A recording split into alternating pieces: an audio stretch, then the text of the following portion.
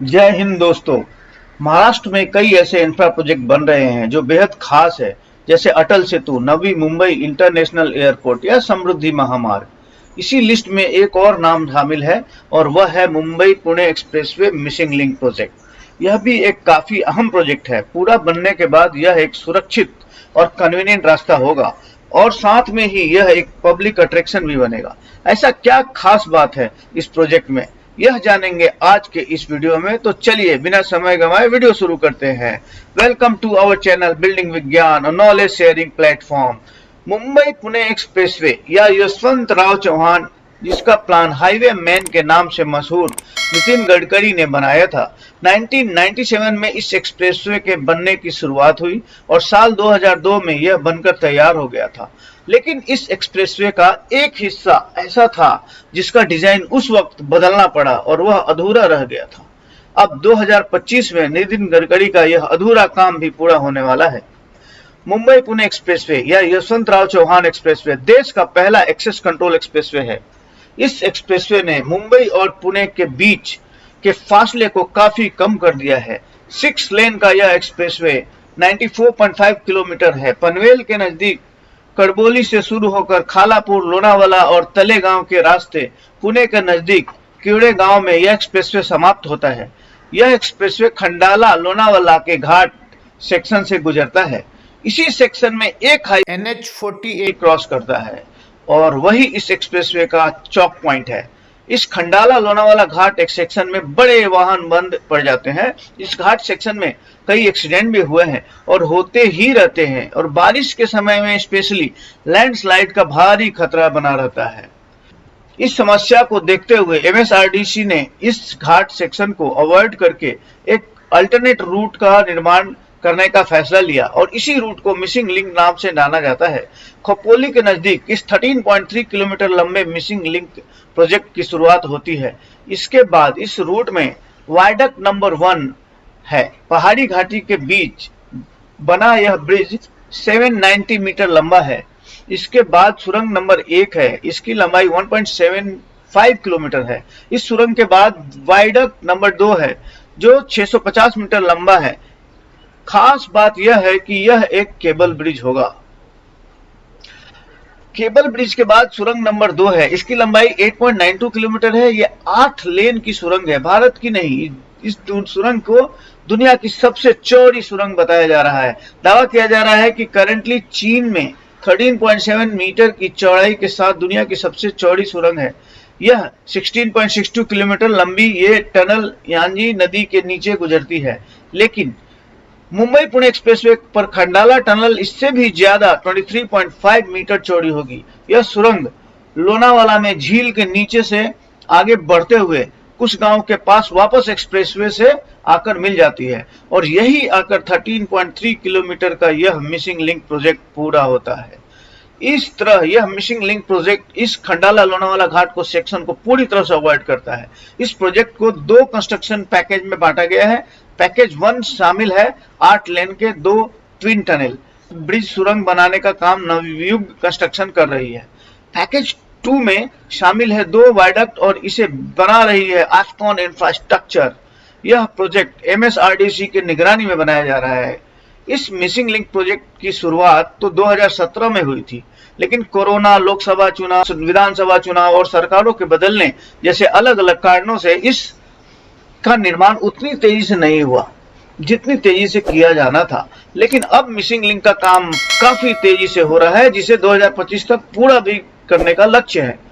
जैसे जून महीने में हुए अब तक के काम अपडेट का यह है कि मुंबई से पुणे की तरह जाने में मिसिंग लिंक खालापुर टोल नाका से ही एक्सप्रेसवे को 6 to 8 लेन में कन्वर्ट किया जाता है। यहां से मिसिंग लिंक प्रोजेक्ट की शुरुआत होती है। मिसिंग लिंक प्रोजेक्ट बनने के बाद ट्रैफिक मूवमेंट कुछ इस तरह का, जो पहला वायडक्ट है उसका काम पूरा हो चुका है। 790 मीटर लंबे इस वायडक्ट पर ब्रिज तैयार है। 8 लेन की सड़क भी बन चुकी है। बस अब फाइनल टच दिया जा रहा है। वायडक्ट 1 के बाद पहली सुरंग है जिसकी लंबाई 1.7 किलोमीटर है। इस सुरंग का काम भी पूरा हो चुका है। सड़कें ऑलमोस्ट बन चुकी है, बस फिनिशिंग का काम बचा हुआ है। अच्छा, इसके बाद आते हैं डेक 2 जो 650 मीटर लंबा है। इसके ज्यादातर पिलर तैयार हो चुके हैं, एक तरफ से स्लैब भी लगाना शुरू हो चुके हैं, लेकिन बीच वाले दो मेन पिलर्स पर अब काम चल रहा है। यह एक केबल स्टे ब्रिज है जिसमें दोनों छोर पर 165 मीटर पर पियर्स हैं और बीच में 304 मीटर पर पियर्स मौजूद हैं। ये जमीन से 170 मीटर से ज्यादा की ऊंचाई पर है। इतनी ऊंचाई पर पुल बनाना एक चमत्कार जैसा है। जम्मू कश्मीर के चिनाब नदी पर भी ऐसा ही एक पुल बना है जिसे construction company Afcon construction private limited ने ही बनाया है। वाइड के बाद है सुरंग नंबर 2, 8.92 किलोमीटर सुरंग है। यह सुरंग लोनावाला लेक के नीचे से आगे बढ़ता है। इसे महाराष्ट्र की सबसे लंबी सुरंग कहा जा रहा है। इस सुरंग में अभी काफी काम बचा हुआ है। 8 लेन की इतनी लंबी महाराष्ट्र में तो नहीं है। इसी दुनिया में सबसे चौड़ी सुरंग भी कहा जा रहा है।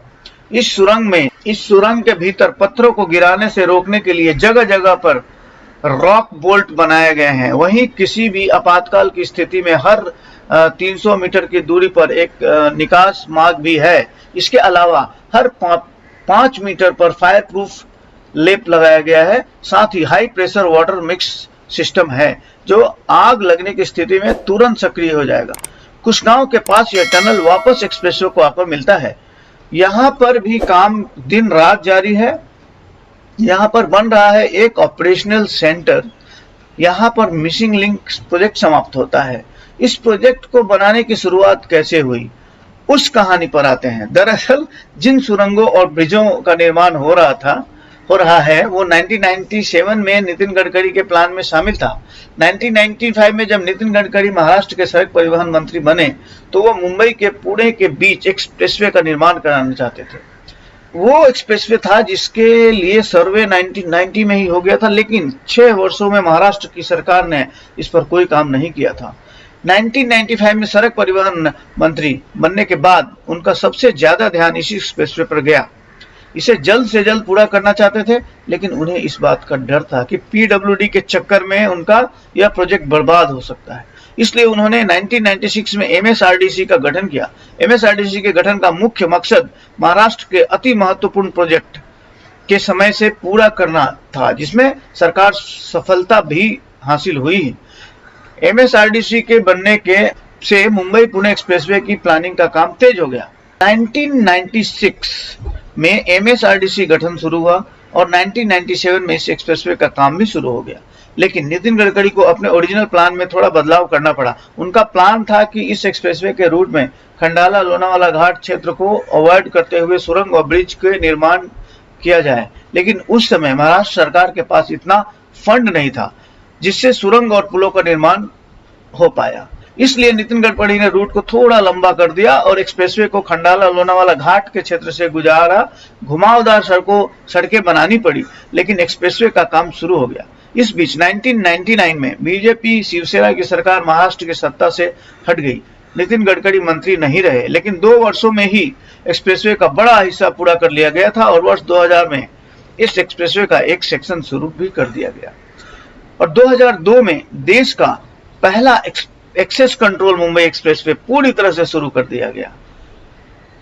कुछ ही समय में यह एक्सप्रेसवे काफी पॉपुलर हो गया। लोग मुंबई से पुणे जाने के लिए ट्रेन और फ्लाइट की जगह इस एक्सप्रेसवे का इस्तेमाल करने लगे। समय बीतने के साथ इस पर ट्रैफिक का बोझ बढ़ा। कई बार वाहन यहाँ फंसने लगे, जाम की स्थिति बनने लगी और हादसे होने लगे।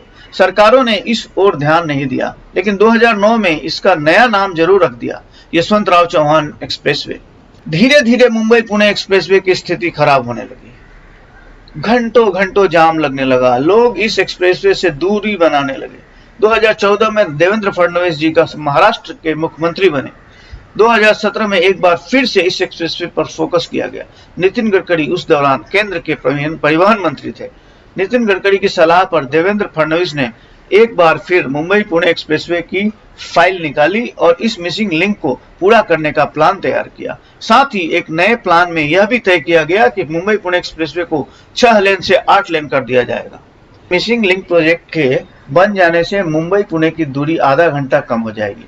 लोगों का काफी समय बचेगा, ट्रैफिक जाम से भी छुटकारा मिलेगी और ईंधन बचेगा, प्रदूषण भी घटेगा।